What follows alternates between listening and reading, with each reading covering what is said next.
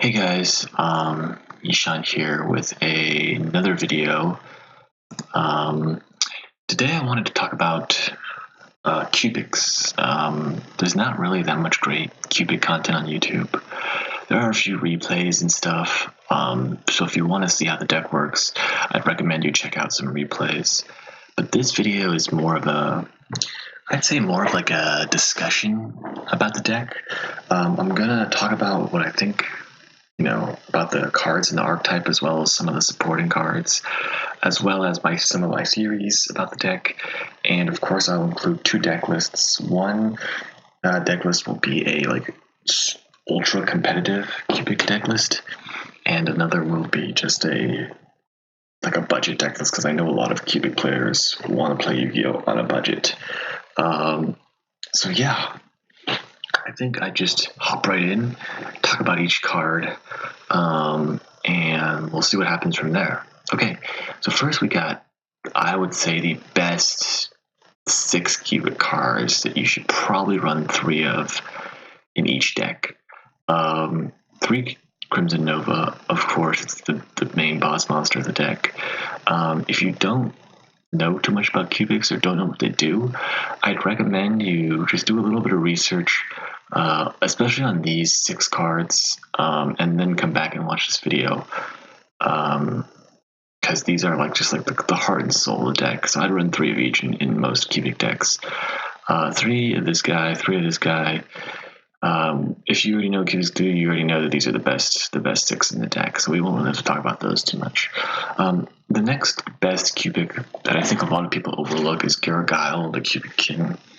The reason I like so much, is that it burns for 800, which is immensely important in this deck, because a lot of the time you're just OTKing with a Duza and a Crimson Nova, right?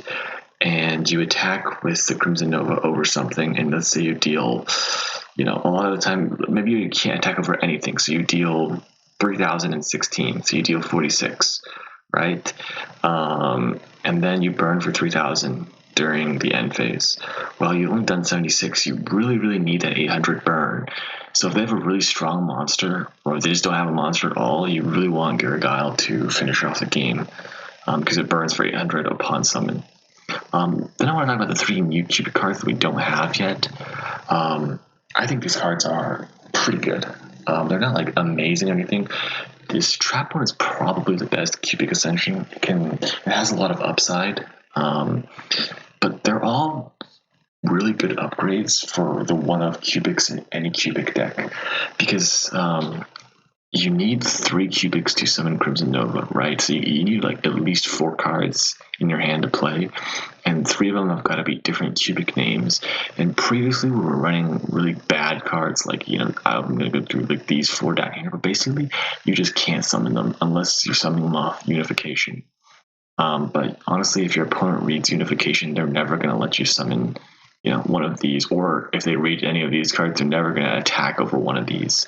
So I think these 3 are just strict upgrades to any other cubic cards you used to play. So I would definitely play 1 of each for sure. When they come out, hopefully they'll come out soon. Not sure when. But yeah. Next one, Dark Garnix. It's like a worse Garagile.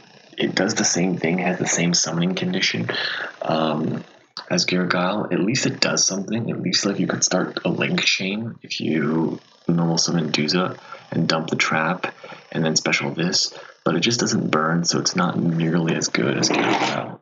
Oops, sorry about that. And then the rest, they're okay. They don't really do much, but they're just they're there for names if you need them. So I'm just not gonna talk about them too much.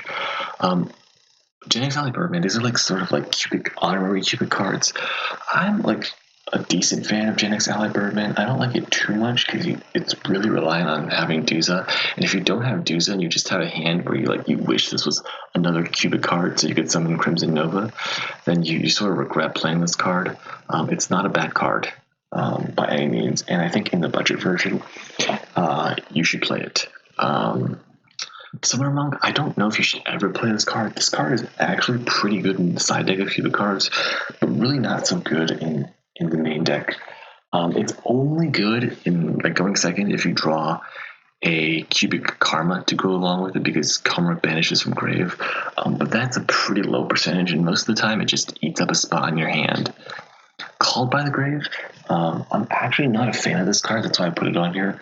I don't think it's very good in cubics. You can trade 1 for 1.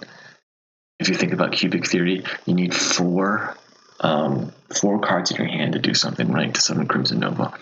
However, if we're trading 1 for 1, we are at sort of dare I say, we can't trade 1 for 1 too much, right?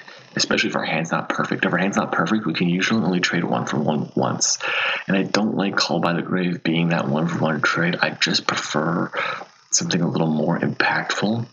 And it's only good in certain situations, and it's too narrow because we're not going first, right? We're not a combo deck, so we don't really, we're not trying to push anything through. We'd rather sometimes rather have another combo piece, than a Call by the Grave. One Foolish Brittle Goods, or not one Foolish Brittle Goods, but Foolish Brittle Goods, I think this is worth running 3 of. It just searches for any cubic, so it's definitely worth it. Pot of Desires, you definitely play this in the budget version because the +1 is really important. If you have the money, just play Pot of Extravagance. It's better in every way. Well, not every way, because you sort of can't put stuff in your extra deck, but honestly, that's not even a close enough drawback to say that it's, better or worse than Desires. It's better. But Desires is not bad at all. So if you don't have the money, you don't want to spend the money on Extravagance, just play Desires. Not a big deal. Impermanence, you'll notice that I haven't included any hand traps that can be hit by Call by the Grave. Again, if you play a hand trap in this deck, first of all, you want to play like an impactful one. So like Phantasme, Impermanence, or Gamma are all extremely impactful hand traps, and that they also just can't be traded 1 for 1 with your opponent. And so I think that's really valuable because, again, you are not trying to trade 1 for 1 with your opponent. You're not like playing Skyscrapers. You're just trying to win. You're just trying to OTK immediately, right? And so you do want some defense on the first turn because, honestly, you can't really let your decks these days just go wild. You just can't really let the decks these days go wild. So you need to play some hand traps. But I prefer ones that can't be Called by the Grave because a lot of decks are running Called by the Grave. And in essence, you're actually trading like 2 for 1, because if your opponent opens Call by the Grave and you hand trap them, then they've got, you traded 1 for 1 with the hand trap and their Call by the Grave is dead. So I think I'm not a fan of playing hand traps that can be Called by the Grave in a deck like this, because again, we're not playing the 1 for 1 game. I figure I'd go show the 2 deck lists now. Hopefully these, I'm waiting for these OCG cards. I bet they're both TCG versions. But definitely the OCG cards would improve. But we'll start with the budget here. So 3 do the 3 this 3. They're always going to be the same. I'm actually just going to A through Z this. So in the budget version, I just couldn't figure out what to do with the last 3 spots. So I just put in the OCG cards. If you want, you can put in just other cubic cards or anything, but I think definitely you just want to, just fill it up with cubic cards. It doesn't really matter, but I think if the OCG cards come out, you definitely want to play 1 of each.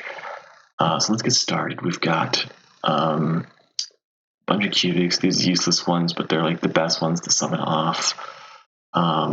Honestly, I'm just take these out for Summoner Monks. They're pretty useless.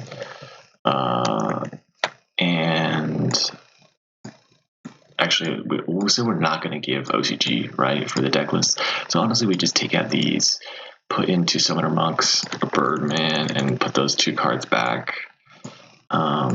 What's it called? The Summoner Monk, Birdman, and then they're just the cubic cards, right? So let's see what we got here. We had this one, and honestly, I think this one I think burns, so I'll just play this one too. Yeah, okay. So of course you're gonna run 3 Nova. Dark Granix is just a name. It's one of the better cubics. It's behind Garagile, but it's decent. 3 do the 3 Garagile. Again, I think these are really good. 3 Gamma because I think it's the best. Put the driver next to it. 3 Vijam, really important because it can be help Cubic Karma pump up your stuff. It also like has some fringe benefit of being like a Spirit Reaper. But it's really for Cubic Karma to give your Nova more attack. 2 Summoner Monk, better in this version because you're running Chalice. Chalice is one of the honorary Cubic cards. Sort of the same idea as like, okay, I'm gonna play it to negate one of your things so I can push through my Cubic combo. It's good if you draw it as off Desires or as your 6th card, similar to Gamma in that sense. So yeah, definitely I think Chalice is pretty good in Cubics. Summoner Monk, it's fine. I don't like it, but if you're going first, it can be good. If you're going second, it has like a high ceiling, but also very risky. There's honorary Cubics, just like names. This one, if it's summoned from the hand, can burn your opponent, which is relevant. Birdman. So the combo with Birdman a lot of the time is to normal summon Duza, send the trap, activate Birdman on Duza, summon Birdman, banish the trap to summon another Duza from deck, to maybe send Karma or another trap. You can go from there. I haven't included an extra deck on any of these decks. I think most people can just play what they want. It's not too complicated. But yeah, I just was too lazy to put it together, to be honest. So 3 Karma, this is the best card. It searches if it's in the grave. 3 Waves, really, really good. Helps you decay so easily, just so easily. 3 Foolish Railgoods, 3 Chalice, 3 Desires, so it explains sort of this stuff. You just want a +1, and 3 Unification. Just, it's good to have multiples left in your deck to do the link climbing, so it's pretty good at 3. Of course, I'd play these 3. I just cut out like Indora and some other Cubic cards, and just if these come out, we'll play them. Now I want to just pivot over to the competitive version of the deck. It's pretty expensive because it uses cards that are expensive.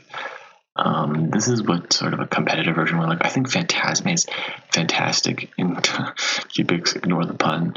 It's just like it does everything this deck wants. It fixes hands, it helps to ODK. It's just perfect, I think. But even though Gamma and permanents don't work well with Phantasme, I still think it's worth it. In this build, I might consider playing cards, hand traps that you could play off Phantasme, or just like kaijus instead of hand traps. But I think it's still better, but it's a close call. And you don't have to play one version or the other. If you have Phantasmes, then slot them into the budget version, and just, have fun. I don't think Cubic players go in expecting to win a regional. We just want to beat some people down with Crimson Nova, right? So, slot in whatever you have. Maybe you make a hybrid. Most Cubic decks I find are hybrids between budget and like ultra tryhard Cubic decks. 3 Gamma, really good hand trap. All the same stuff. I'm not going to explain this again. Extravagance, better than Desires, in my opinion. I made a sample extra down here just in case you don't really know what to play with Extravagance. These are just the best ones.